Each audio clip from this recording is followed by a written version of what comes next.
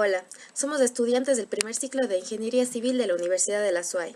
A continuación vamos a dar una breve explicación sobre las características a considerar sobre las funciones. Como primer punto analizaremos lo que es el dominio. El dominio no es más que el conjunto de números que se le da a una variable independiente para ver qué valores está definida la función. En la siguiente función, f de x es igual a x más 6 dividido para la raíz de x al cuadrado menos 8x más 15, tenemos que el dominio es de menos infinito a más infinito, con excepción de los números que hagan cero el denominador. En este caso, tienen que ser números mayores a 0 porque se encuentra en una raíz, y si son números menores a 0, la raíz va a ser imaginaria. Entonces, en este caso tenemos, si le igualamos a 0 al denominador, tenemos los valores de x igual a 5 y x igual a 3. Entonces, en los rangos de 3 a 5 no se va a encontrar el dominio. Entonces, el dominio será igual a de menos infinito a más infinito, con la excepción de 3 y 5, en ese rango no se cumplirá el dominio. Como segundo punto tenemos los cortes, que no son más que las intersecciones que se dan entre los ejes X y Y. Ok.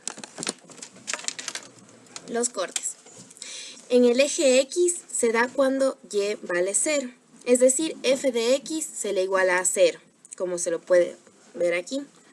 Es decir, x más 6 sobre la raíz cuadrada de x al cuadrado menos 8x más 15 se lo igualaría a 0. Toda la raíz cuadrada pasa multiplicando por el 0 y se vuelve 0, es decir, nos queda x más 6 es igual a 0. Eso se despeja y nos queda que x es igual a menos 6. Por lo tanto, el punto quedaría, como es del eje X, el punto sería menos 6,0, que se le representa como A,0.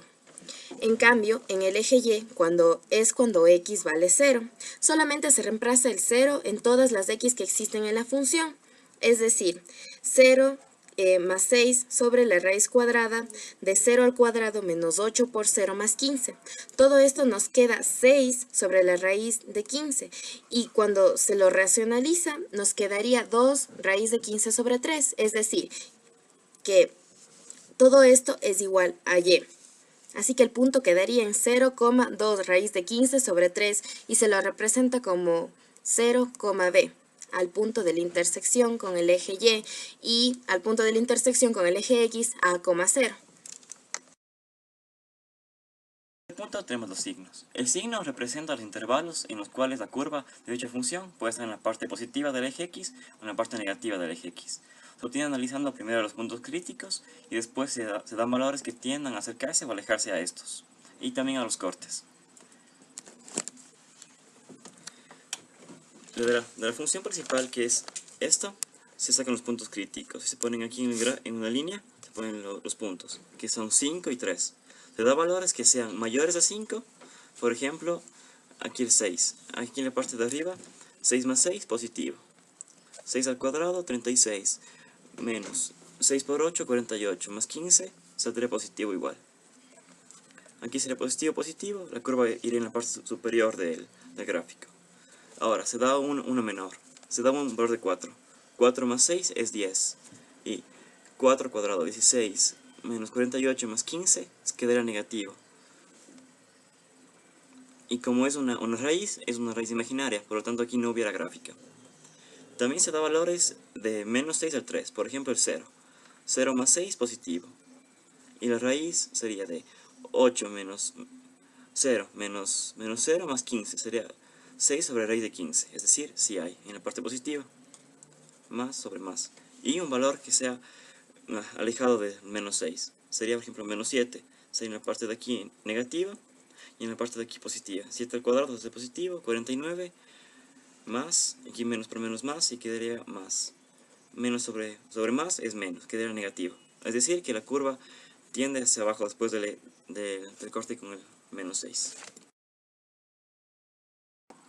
Como otro punto tenemos lo que es la simetría. La simetría no es más que una cualidad que tienen las gráficas. Tenemos la simetría. Existen dos tipos de simetría par y simetría impar. La simetría par es aquella que cumple con la condición de que f de x sea igual a f de menos x, y la impar es aquella que la condición cumple de menos f de x sea igual a f de menos x. Por lo tanto, en nuestro ejemplo no es par ni impar, por lo tanto no tiene simetría ni con el eje y ni con el origen. Como otro punto más tenemos que son las asíntotas. La asíntota es la línea recta por la cual no pasa la curva. En este gráfico tenemos dos tipos de asíntotas, verticales y horizontales. También hay las oblicuas, pero en este caso no tenemos. En esta función tenemos tres asíntotas, una con el x igual a 3 y con el x igual a 5. Y tenemos una con y, que y es igual a 0. Para determinar las asíntotas con el eje x se tiene que igualar el denominador a 0, dando esos dos valores. Y para determinar la asíntota con el eje y es con una fórmula que es si es que el grado del numerador es mayor que el del denominador, hay una asíntota que es igual a 0. Ahora tenemos lo que es la tendencia. La tendencia no es más que aquella que indica que la función es creciente o decreciente. En nuestro ejemplo, determinaremos la tendencia a partir de nuestras dos asíntotas verticales, que son 3 y 5. Como ya determinamos que en el rango de 3 a 5 no existe una curva, por lo tanto no existe una tendencia. Entonces, consideraremos desde el menos de infinito hasta 3, tenemos una curva creciente. Y desde 5 a más infinito tenemos una curva decreciente. Como último punto tenemos lo que es el rango. El rango es todos los valores de y que puede contener la función. En este caso, en nuestro ejemplo, la función puede ir desde menos infinito hasta más infinito, dado que la curva nunca va a terminar de ir para abajo y nunca va a terminar de ir para arriba. Como penúltimo punto tenemos el bosquejo, que no es más que el reflejo de las características que hemos analizado. Ok. Primero se empieza por las asíntotas, es el gráfico, ¿verdad?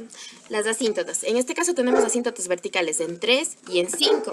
También se grafican asíntotas si tuviéramos horizontales, pero en este caso y es igual a 0, así que esa sería la asíntota horizontal. Luego vamos por los signos.